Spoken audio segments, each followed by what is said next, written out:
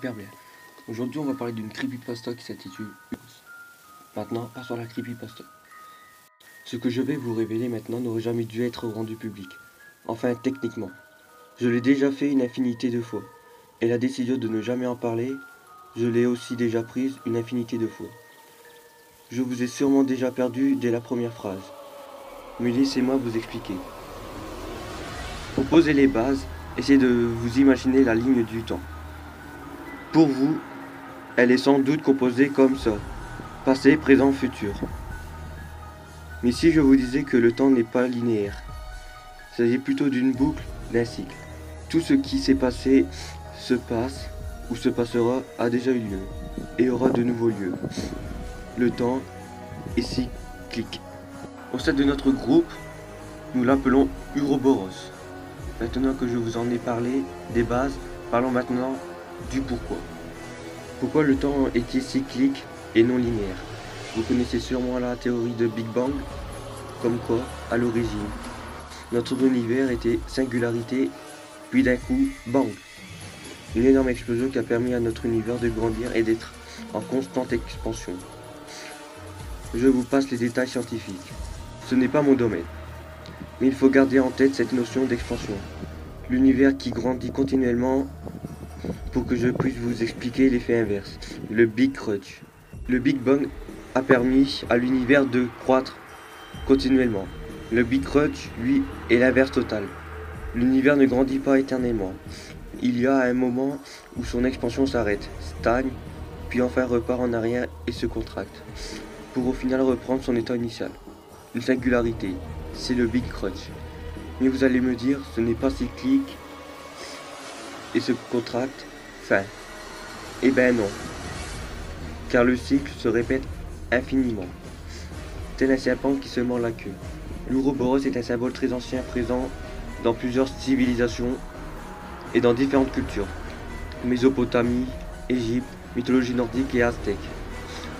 Ce symbole renferme en même temps toutes les idées de mouvement, de continuité, d'autofécondation et par conséquent d'éternel retour. Cette connotation de circularité et d'indécidabilité a fait du serpent Ouroboros le symbole des paradoxes qui, comme lui, se mangent la queue. Comme dans la formule, cette phrase est fausse. Il y a du vrai dans le faux et du faux dans le vrai. Un enchevêtrement indémêlable des causes et des conséquences, un symbole parfait pour notre organisation du même nom. Comme je le disais, tout se répète infiniment. La naissance de la terre, la naissance de la vie, votre naissance, votre vie. Cela veut dire que tout ce que vous avez fait ou pensez faire, vous l'avez déjà fait une infinité de fois. Vous êtes né une infinité de fois. Et vous êtes mort une infinité de fois. Tout n'est qu'une boucle qui est amenée à se répéter. Bref, vous pouvez me croire ou non, mais sachez que tout ce que je vous ai raconté est prouvé scientifiquement, du moins une partie. Pour l'expansion de l'univers, vous pouvez vous intéresser à la loi de Hubble, publiée par l'homme du même nom en 1929. Celle-ci dit que les galaxies s'éloignent les unes des autres à une vitesse approximativement proportionnelle à leur distance. Autrement dit, plus une galaxie est loin de nous, plus elle semble s'éloigner rapidement. En revanche, concernant le Big Crunch, il n'y a pas encore de preuves flagrantes. Je pense que l'humanité a encore besoin de quelques années pour le prouver scientifiquement. Mais passons outre les détails scientifiques. Je viens de vous parler de l'Ouroboros, notre organisation secrète. Voyez-vous, chacun vit sa vie des infinités, des fois. Mais pratiquement personne ne se souvient de sa vie précédente une fois celle-ci terminée. Vous mourrez, vous oubliez en attendant la prochaine boucle.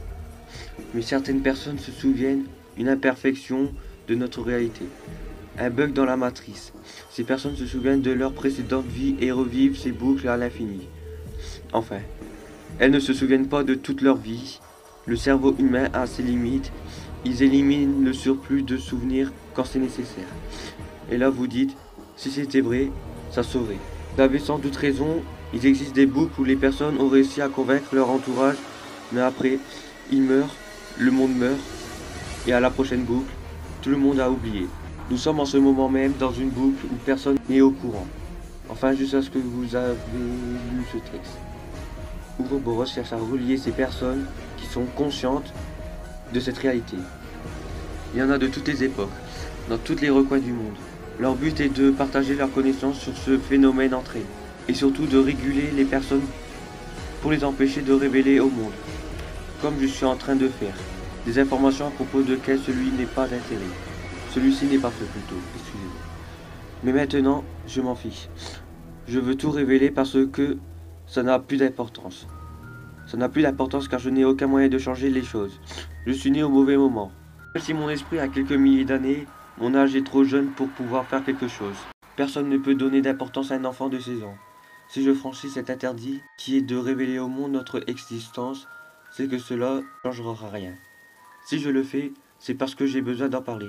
Gardez tout ça pour moi et à la limite du supportable.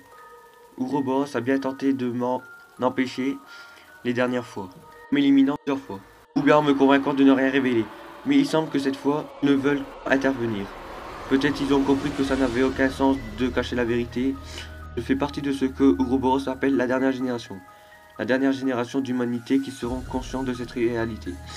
Vous savez, à travers tous les âges, les humains n'ont cessé de se faire la guerre, pour agrandir leur territoire, pour se protéger, pour imposer leur religion ou leur idée.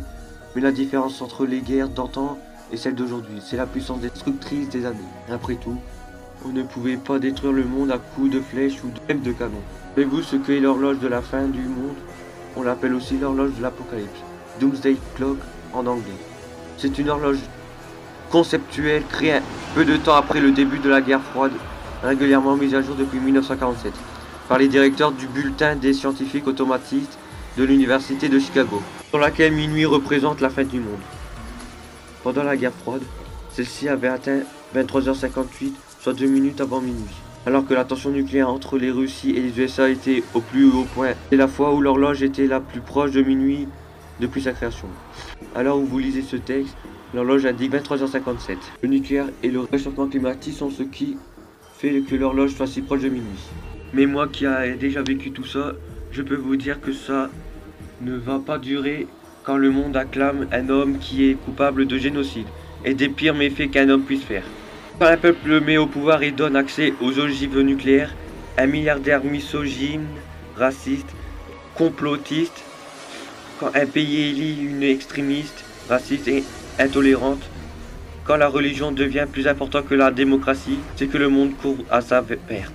En vérité, je vous le dis, l'horloge va bientôt s'afficher 23h59.